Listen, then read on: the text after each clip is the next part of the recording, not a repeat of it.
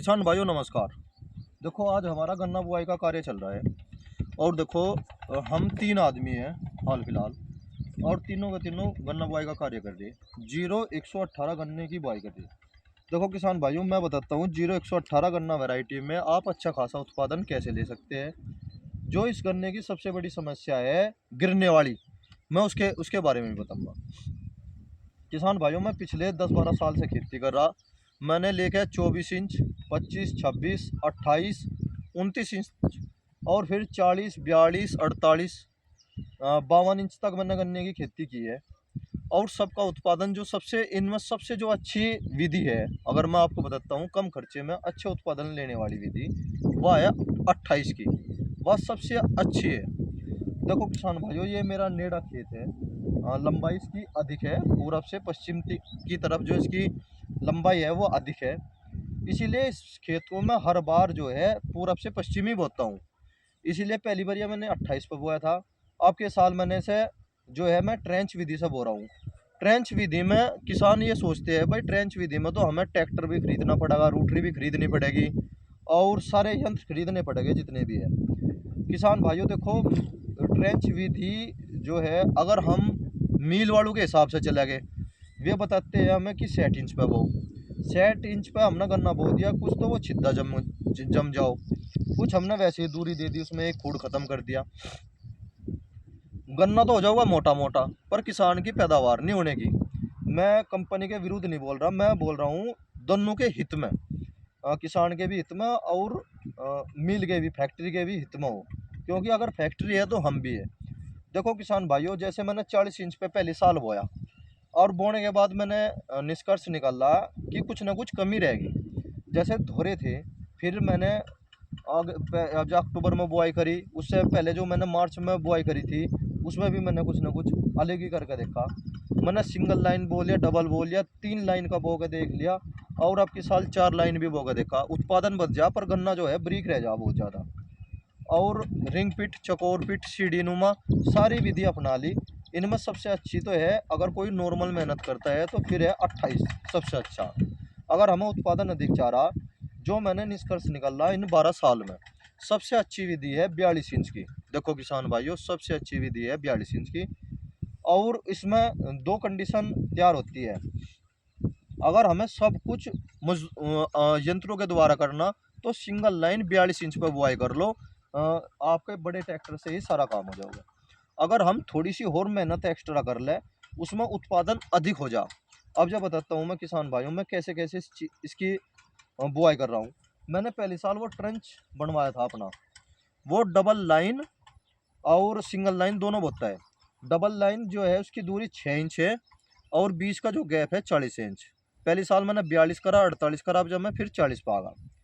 देखो किसान भाइयों जैसे हम गन्ने की बुआई करते हैं, दिखा भाई एक बार, देखो यार डोल हो गई हमारी और डोल, फिर यहाँ पे हमने 40 इंच पर पाट दिया फूट, फिर दूसरा फूट यहाँ पर पटागा और फिर तीसरा यहाँ पर पटागा, देखो और चौथा वहाँ पर पटागा। देखो किसान भाइयों मैंने खेत के चारों तरफ तो फूट निकाल लिए अपना, ये 28 इंच पे ही, बल्कि 26 इंच पे बांध रखा मैंने आपके, ये 26 इंच पे मैंने बंधाई करी।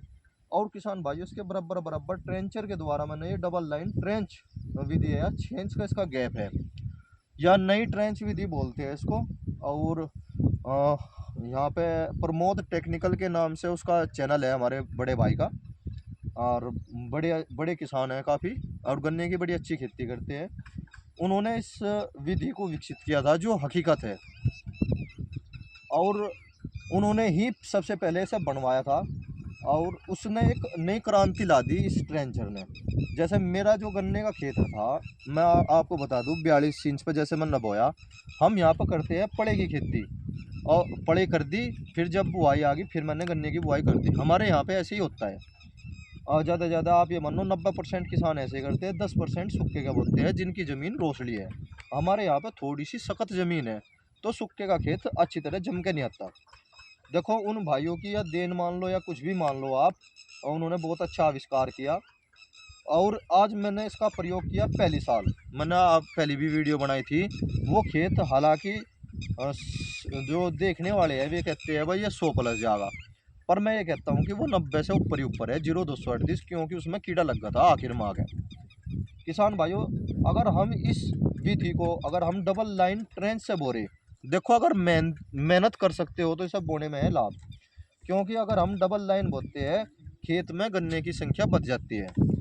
अगर खेत में गन्ने की संख्या बढ़ती है तो पैदावार भी बढ़ती है।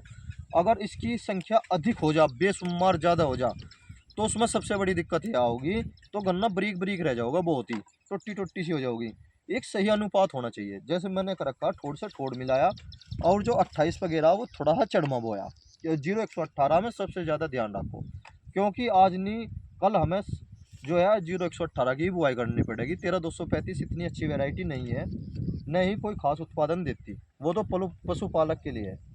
किसान भाइयों, फिर इसमें मैं क्या करूँ, मैं यह भी कंडीशन दिखाता हूँ। जैसे मैं एक तो इसकी खुदाई नहीं करवाने का बिल्कुल भी, खुदाई इसलिए नहीं करवाने का, खोदने वाले जो आते हैं केवल टाइम पास करते हैं और अपना चले जाते हैं। वे इतना अच्छा खुदाई का कार्य नहीं करते जितना पहले करते थे मजदूर। और सारा काम मेरे पे सुबह में होने का नहीं, मैं केवल दवाई कर दूंगा इस पर खरपतवार की। और बेड पे जो ये 40 इंच का है, 42 नहीं है, अब जो फिलहाल 40 इंच है, ये 40 इंच का जो है मैं टीलर से बुआई करूँगा। टीलर है, कोई नया यंत्र खरीदने की मुझे ज़रूरत नहीं है। फिर मैं उसी ट्रेंचर के द्वारा मिट्टी चढ़ा दूंगा।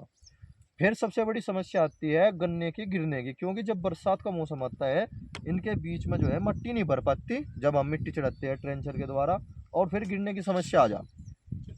इसकी समस्या का हल मैंने एक रखा किसान भाइयों, में पावर टिलर है, उससे जो है उसे बहा देता हूँ। पहले टिलर से बहा दूँ, फिर पावर टिलर से, वो ब्रीक मिट्टी हो जाए और फावड़ू के द्वारा मैं मिट्टी चढ़वा देता हूँ। वो ऐसा लोहा लाट हो जा, गंडा नहीं गिरता बिल्कुल भी किसान भाइयों। और गन्ने हो जाए ऐसे मोटे मोटे, वो मैंने आपको दिखाए भी है, ऐसे मोटे मोटे गन्ने हो जाते हैं। और क्योंकि जितना खुला रहा होगा गन्ना, ऐसा ही उसकी मोटाई बढ़ेगी। और फिर एक समय ऐसा हो जा कि बंधवाना पड़े। हालांकि मुझे 0238 बंधवाना नहीं पड़ा बिल्कुल भी, मेरे पास खेत है, मैंने वीडियो भी डाल दी थी कल परसों। और 18 की बंधाई जरूर करवानी पड़ेगी। इसीलिए मुझे एक खेत, ये जो मैं फिलहाल जो 40-42 पर बो रहा हूँ, अगर कोई किसान भाई ये चाहता है कि मुझे उत्पादन अधिक लेना, तो ये भी तरीका बेस्ट है। इसमें बीज जो है 9 कुंटल लग जा, 9 ते भी सीजल ही लग जा। 843 मीटर का हमारा बीघा है। और किसान भाइयों, उसमें बीज जो है थोड़ा सा सीजल लग जा, सबसे बड़ी समस्या मान लो, या फिर कुछ भी मान लो। मैं एक थोड़ा सा किसान भाइयों को समझाना चाहता हूँ मैं आपको। किसान भाइयों, अगर हमारे खेत में 7000 गन्ने तैयार होते हैं, हमारे खेत में एक बीघे में 843 मीटर में, और एक गन्ने का औसत वजन 2 किलो, 1.5 किलो, 1 किलो से लेकर, अगर उनका औसत जो है 1.5 किलो आ जा, तो हमारे खेत में जो पैदावार होगी वह 90 प्लस होगी। 90 हो जाओ या 100 हो जाओ, किसान भाइयों हमें अपने खेत में लागत जो है कम देनी। 0238 तो लागत ज़्यादा मांगने लगा, इसलिए मैंने उसे छोड़ दिया बोना बिल्कुल ही। मैंने आपका एक भी कंची नहीं गिरी, मैंने 17-18 बीघे ही बोऊंगा अब जा, जिसमें 14-15 बीघे मैंने ही बो दिया है। किसान भाइयों, एक भी कंची नहीं डालूंगा 38 की, बिल्कुल भी छोड़ दिया बिल्कुल। इसका मुड्ढा होता है वो भी काफ़ी अच्छा है, वो बाद में वीडियो के बाद में मैं मुड्ढे की वीडियो भी लगा के भेजूँगा। जो दूसरे साल का गन्ना होता है उसे देख लो, काफ़ी अच्छा हो इसका, ऐसी बात नहीं। क्योंकि कुछ किसानों ने भ्रांति पैदा कर रखी किसान के भीतर, कि 22 का दूसरे साल का गन्ना नहीं होता। तरीके से अगर खेती करी जाए कोई नुकसान की नहीं है, और किसान के पास कोई दूसरा ऑप्शन भी नहीं है। बहुत सी वैरायटी है जो दूसरे राज्य की है, वे जो हमारी फैक्ट्री नहीं ले रही, तो उनकी वीडियो बनाने का और उनका डालने का क्या लाभ। अगर कुल्लू में तो डालना है अच्छी बात है, डाल सकते हो। कोल्लू कोल्लू को बेच दो, कलेसर को बेच दो अपना गन्ना, उसके लिए भी वैरायटी अच्छी है। पर फैक्ट्री से हम जुड़े हुए हैं, हमें तो वही गन्ने की बुआई करनी पड़ेगी जो हमें फैक्ट्री बताएगी, क्योंकि यह एक कॉन्टैक्ट खेती है। किसान भाइयों, एक इस विधि का ध्यान रखो, इसमें कम लागत में अच्छा उत्पादन हो सकता है 0118 में।